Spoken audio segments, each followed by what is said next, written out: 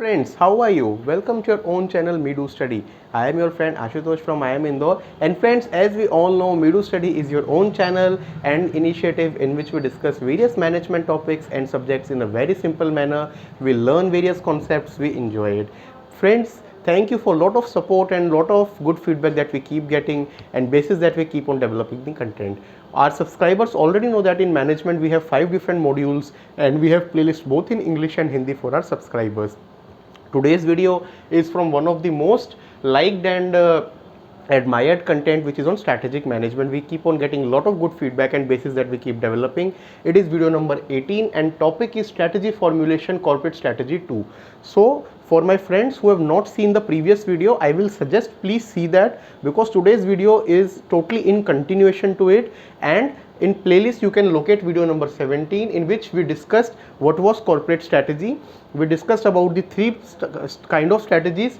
First was the growth, second one was the stability, and third was the retrenchment. You can refer to that chart. Okay.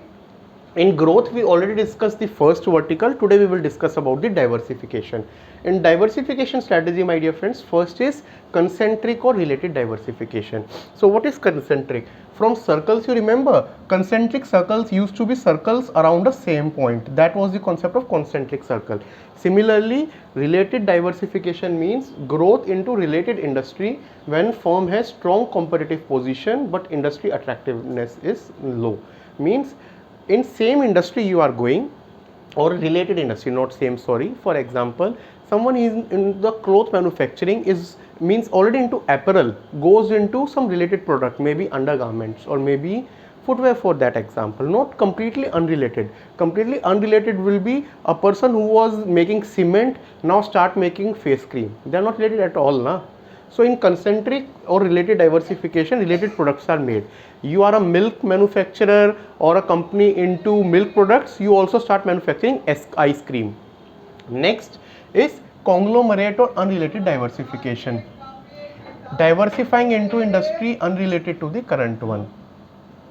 That is known as conglomerate diversification. Diversifying into industry unrelated to current one. Like I gave example, that if you are into cement and you start making face cream. Example, this was without any industry relevance. One example which you might know is Uber Eats. So what is Uber Eats? Uber is a taxi or a cab booking company. Okay, it started with that, and now it has also made its food delivery vertical, which earlier used to be Swiggy, Zomato. So the Uber Eats is a perfect example of conglomerate or unrelated diversification. When a company does it, when management realizes that the current industry is unattractive. Very obvious point. If the current industry would have been attractive or there would have been scope of growth, company management would have never decided to diversify, na? Because it is totally extra efforts that you need to put in. So when management realizes industry is unattractive, in that case it goes for the unrelated diversification. Firm lack outstanding ability or skill that it could easily transfer to related product or services, means those skills or those abilities are lacking. In that case it goes for this unrelated diversification.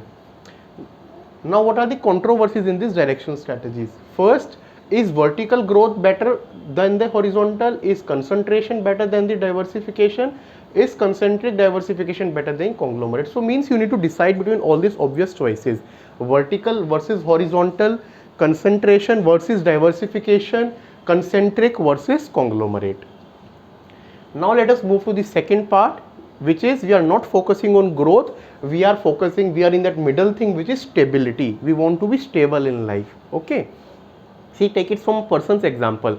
When a person has started his career, he is growing, he will switch job, he will change profile, do whatever things that are growth strategies. Then in that mid years of age, when a person is 45, 50, he decides to be stable. That is basically stability. And retrenchment means when he is going to retire, that kind of plans. Similarly, in companies, first was the growth leg, now is the stability leg. Means we don't want to grow, we want to be stable. Many companies which are already market leader, for example, you have 60% market share, you cannot grow further, na? But there are competitors who want to eat your market share. In that case, you should work for the stability strategy. There are 3 stability strategy. First is pause, proceed with caution. Pause. When you are running in a long race from long time, for some time it will, what you see, person takes a break, have some water and then continue running. This is an example of pause, proceed with caution. Opportunity to rest before continuing a growth or retrenchment strategy. Second is no change strategy. Decision to do nothing new means we won't do anything new. Choice to continue current operation policy for the foreseeable future. Nothing new we are doing, whatever we were doing, we will continue doing that. That is known as no change strategy. Then the third one, profit strategy. In this, the company takes the decision to do nothing new in worsening situation, but instead to act as tough the company's problems are only temporary. Means see, when we say na, I am relating to a person's life example because it is then easy for our subscribers and every one of us to understand. In life, you are facing some problem. In that case, what the elders or friends or people, seniors will give advice that don't do anything new, just keep calm for some time, this time will pass and then you can try. Same is this profit strategy, means you think that the problems are only temporary, won't last for long, be calm and just let this bad phase pass. That is known as this profit strategy, because after that phase passes, new good phase will come and then you can take some good decisions. Okay, now growth over, stability over. In some cases we also have to talk about retrenchment. First of all, what is retrenchment strategy? Used when the firm has weak competitive position in some or all of the product line for poor performance. See, poor performance is there and competitive position is not there. Now it can be in some particular product line, means you are making 10 products, 4 of them are giving profit, 3-4 are okay, 2 are causing you loss, then you go for retrenchment. You operate in pan India market, north, west, south is giving you profit, east and northeast is not, you go for retrenchment.